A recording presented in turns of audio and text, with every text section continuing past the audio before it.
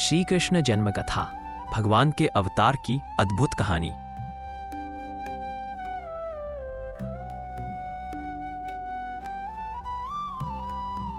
बहुत समय पहले मथुरा नगरी में कंस नाम का एक राजा था।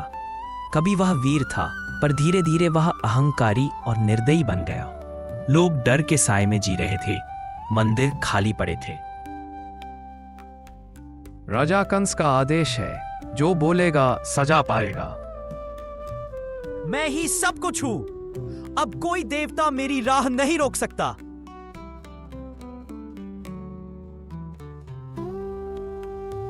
उसी समय राजा देवक की पुत्री देवकी का विवाह वसुदेव से हुआ। दोनों धर्मप्रिय और विनम्र थे।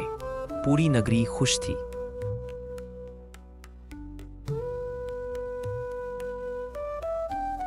प्रभु की कृपा है, मैं वसुदेव जी की पत्नी बनी। हम सदा धर्म और सत्य का पालन करेंगे। मेरी बहन के विवाह का उत्सव भव्य होगा। विवाह की बारात लौट रही है, अचानक आकाश से गूंज उठती है। कंस, तेरी बहन देवकी का 8वां पुत्र तेरा विनाश करेगा। क्या कहा? देवकी का पुत्र मेरा अंत करेगा?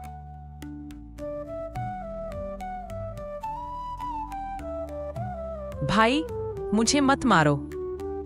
राजन, ये तो तुम्हारी बहन है। कंस का मन क्रोध और भय से भर गया।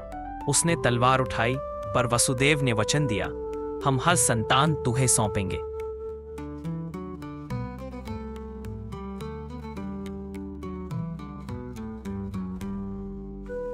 कंस ने दोनों को कारागार में डाल दिया।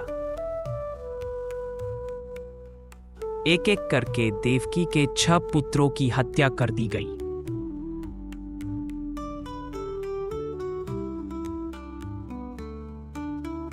हे प्रभु, ये कैसी परीक्षा है? विश्वास रखो, सत्य की विजय होगी।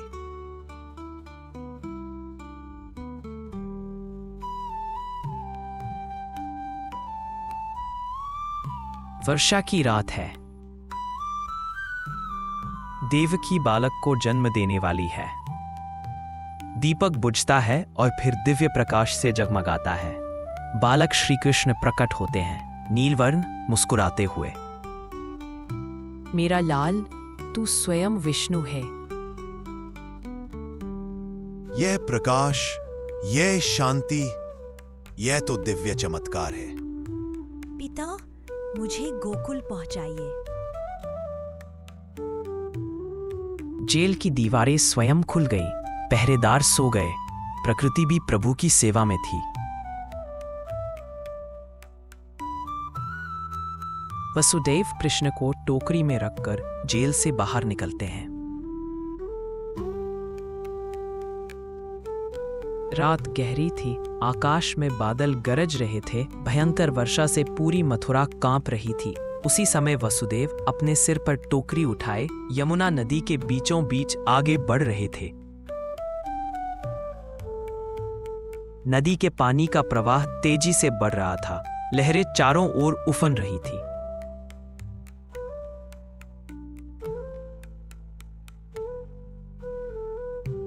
रात का अंधकार मिट चुका था।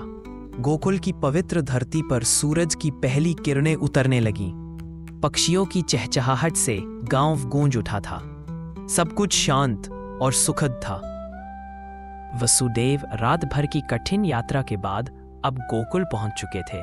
उनके कदमों में थकान थी, पर आंखों में एक दिव्य शांति। वसुदेव नंद बाबा के घर की ओर बढ़ते हैं। दरवाजे पर गाय और बछड़ा खड़ा है। घर के भीतर यशोदा माता गहरी नींद में थीं, मानो स्वप्न में किसी दिव्य बालक को देख रही हो। वसुदेव धीरे से अंदर आते हैं, टोकरी नीचे रखते हैं और बालक कृष्ण को सावधानी से यशोदा के पास सुला देते हैं। अब तू यहाँ प्रेम और सुरक्षा में रहेगा, जहाँ तेरा हर आंसू मुस्कान बन जाएगा। उन्होंने कृष्ण को यशोदा माता के पास सुला दिया और उसी टोकरी में यशोदा की पुत्री योगमाया को रखा। अब वसुदेव फिर से उस मार्ग पर निकल पड़े जिस रास्ते से वे रात के अंधकार में आए थे। उनके कपड़े अब भी भीगे थे, पर मन में अब भय नहीं, केवल शांति थी।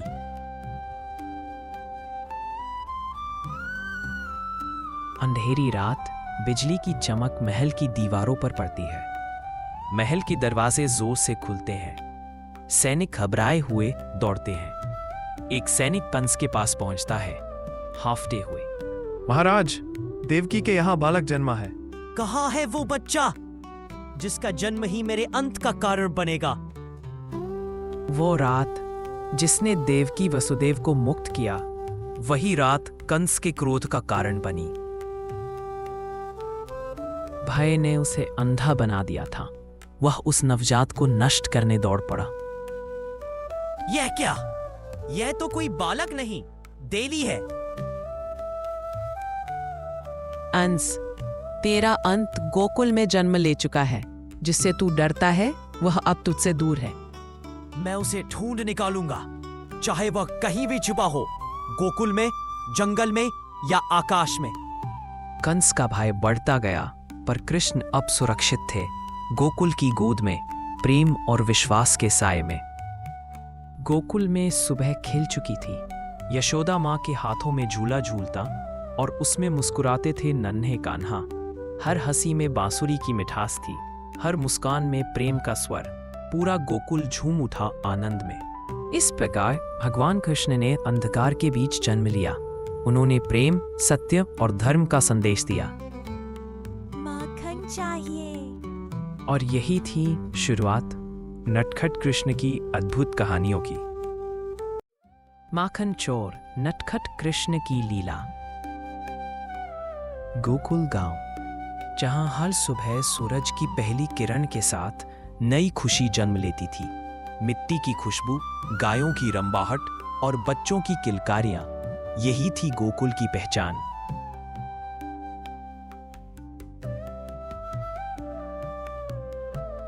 हर घर में गोपियां मटकी मटती और हंसी मजाक से सारा गोकुल गूंज उठता। उन्हें क्या पता था, कहीं न कहीं वही नन्हा माखन चोर अपनी अगली शरारत की योजना बना रहा है।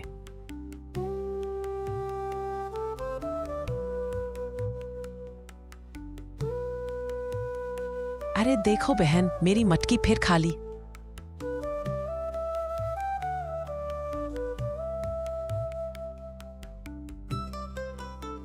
लगता है फिर वही नटखट कृष्ण आया होगा। कल भी यही हुआ था। मैंने तो माखन ऊंचे रखे थे। अरे बहनों, कृष्ण बिना माखन कोई नहीं खा सकता। वो तो सबका लाडला है। चलो अब माखन का असली स्वाद चखने चलते हैं। हाँ, आज तो सबसे ऊंची मटकी से माखन निकालेंगे। पेड़ के नीचे बैठे नटखट बालक अपने ही बनाए खेल में मग्न थे। कृष्ण की मुस्कान में छिपी थी योजना और बलराम की आंखों में चमक, जैसे किसी युद्ध से पहले का जोश। गोकुल की गलियां आज फिर गवाह बनने वाली थीं माखन चोरी की एक और लीला की। सखाओ, आज यशोदा माई ने माखन ऊंचाई पे रखा है, लेकिन क्या ऊंचाई हमें रोक सकती है? नहीं दाऊ, हम सब मिलकर वो माखन जरूर खाएंगे। पर अगर यशोदा माई ने पकड़ लिया तो मुस्कुराकर माखन मुंह में रख लेंगे। देखते ही देखते नटखट कृष्ण ने अपने सखाओं के साथ माखन की चोरी का अभियान शुरू कर दिया। न कोई डर, न कोई झिझक, बस माखन पाने की लगन और चेहरे पर शरारत की चमक। कृष्ण और सखाएं गोपी के घर के पीछे पहुंचते हैं। वहां मटकी की जगह ऊपर ऊंचाई पर बनी लकड़ी की शेल्फ दिखाई देती है, जिसमें माखन रखा है। कृष्ण चारों ओर देखता है और धीरे से कहता है, सावधान रहो, कोई आवाज मत करना। बलराम सिर हिलाता है। सुदामा थोड़े डर के साथ चारों तरफ देखता है। कृष्ण योजना बनाता है। एक सखा दूसरे के कंधे पर चढ़ता है, फिर दूसरा उसके ऊपर।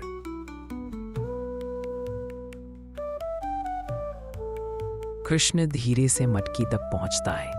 उसकी आंखें चमक उठती हैं, जैसे कोई खजाना सामने हो। वह उंगलियों से थोड़ा सा माखन निकालता है, चखता है और प्रसन्न होकर आंखें बंद करता है। वाह, इतना मीठा माखन है। कृष्ण की उंगलियों से जैसे ही माखन नीचे गिरा, सबके चेहरे खिल उठे।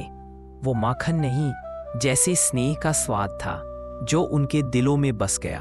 अब माखन सबके चेहरों पर लगा है। कोई दीवार पर लगा रहा है, कोई दोस्त के गाल पर माखन मसल रहा है। कृष्ण की मुस्कान अब पूरी हंसी में बदल जाती है। अरे कृष्ण, सब माखन तेरे चेहरे पर लग गया। माखन हो या प्यार, दोनों बांटने से ही बढ़ते हैं। गोकुल की गलियां गूंज उठी हंसी और माखन की खुशबू से। कान्हा और उसके सखाओं ने एक बार फिर दिखा दिया, जहां प्रेम और शरारत साथ हो, वहां हर चोरी भी एक लीला बन जाती है। यशोदा माई घर में प्रवेश करती है। उनके हाथ में लोटा है, बाल थोड़े बिखरे हुए हैं और चेहरे पर सख्ती। उनकी नजर फर्श पर जाती है। टूटा मटका और माखन का फैलाव देखकर वे चौंक जाती हैं। अरे ये क्या, फिर से माखन कोई चुरा ले गया। हाय राम, घर में माखन की नदियां बह रही हैं। चोरी के निशान खुद रास्ता दिखा रहे हैं, सीधा दीवार के पीछे तक। कृष्ण, बलराम और सखा छिपे हैं। कृष्ण के होठों और गालों पर माखन लगा है। वे जल्दी से जीभ से होठ चाटकर साफ करने की कोशिश करते हैं। सखा सुदामा फुसफुसाता है, कन्हैया, माई बहुत गुस्से में है। अरे सुदामा, डर मत, अभी सब संभाल लूंगा। यशोदा ने कृष्णा और शाखा को दीवार के पीछे देख लिया। कृष्ण धीरे धीरे दीवार के पीछे से निकलते हैं। हाथ पीछे बांध रखे हैं, सिर झुकाया हुआ है, पर चेहरे पर शरारती मुस्कान है। कृष्ण, तुमने फिर से माखन चुरा के खाया? माई, ये माखन नहीं है, मिट्टी है। अच्छा बेटा, अब माखन मिट्टी बन गया। चलो आज दिखाती हूँ कैसे माई मिट्टी से रस्सी बनाती है। कन्हैया की नटखट लीला तो ऐसी थी कि माखन से ज्यादा मीठी लगती थी उनकी मुस्कान। यशोदा माई चाहे जितना गुस्सा करे, पर हर बार कन्हैया का भोला चेहरा देखकर उनका दिल पिघल ही जाता था। ऐसे ही नटखट कृष्ण की माखन चोर लीला आज भी सबके दिल में बसती है, क्योंकि जहां प्रेम है वहीं भगवान है। प्रभु श्री कृष्ण और सुदामा, दो आत्माएं, एक अटूट प्रेम की कहानी। ये कथा है सच्ची मित्रता की, जहाँ धन नहीं, भावना ही सबसे बड़ी संपत्ति है।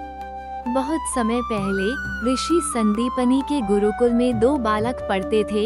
एक था द्वारका के राजकुमार श्री कृष्ण और दूसरा था गरीब ब्राह्मण पुत्र सुदामा।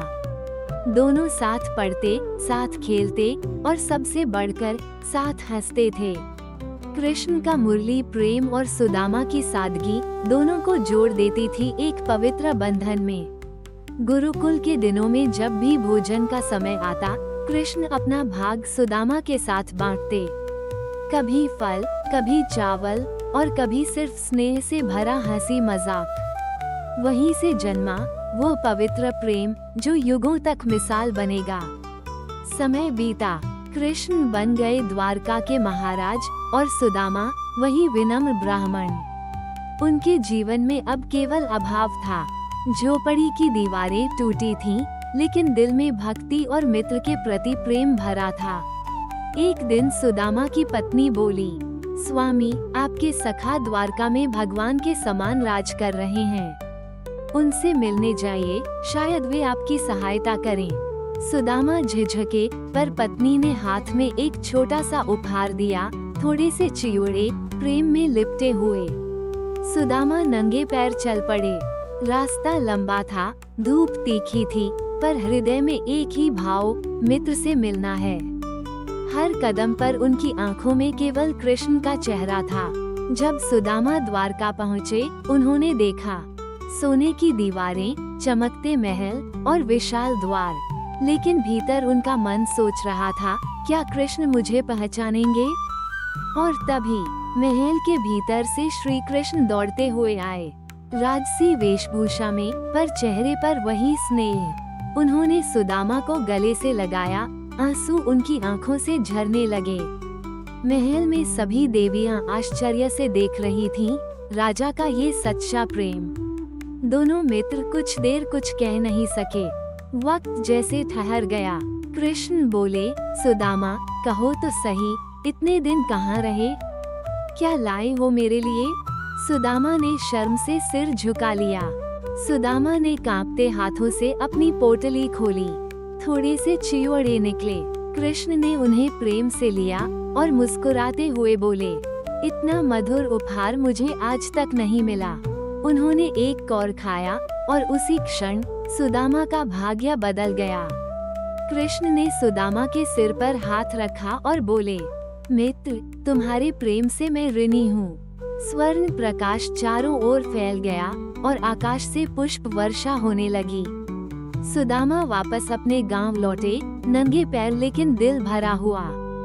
रास्ते में सूरज ढल रहा था, आकाश सुनहरा था। उनके भीतर शांति थी। उन्होंने कुछ मांगा नहीं, पर सब पा लिया था। जब सुदामा अपने घर पहुँचे तो चकित रह गए। वो झोपड़ी अब एक सुंदर महल बन चुकी थी। पत्नी ने नए वस्त्र पहने थे, बच्चे हंस रहे थे। आकाश में श्री कृष्ण की छवि मुस्कुरा रही थी। सुदामा ने हाथ जोड़े और बोले, प्रभु, यह आपकी कृपा नहीं, आपकी मित्रता है। आकाश से स्वर आया, सच्ची मित्रता धन से नहीं, प्रेम से होती है। सूर्यास्त का समय था। द्वारका के महल की बालकनी में श्री कृष्ण और सुदामा साथ बैठे थे। यमुना के जल में डूबते सूरज की किरणें चमक रही थीं। दोनों मुस्कुराए, जैसे समय फिर से रुक गया हो। धीरे धीरे दृश्य में सुनहरे अक्षरों में लिखा उभरा, जय श्री कृष्ण।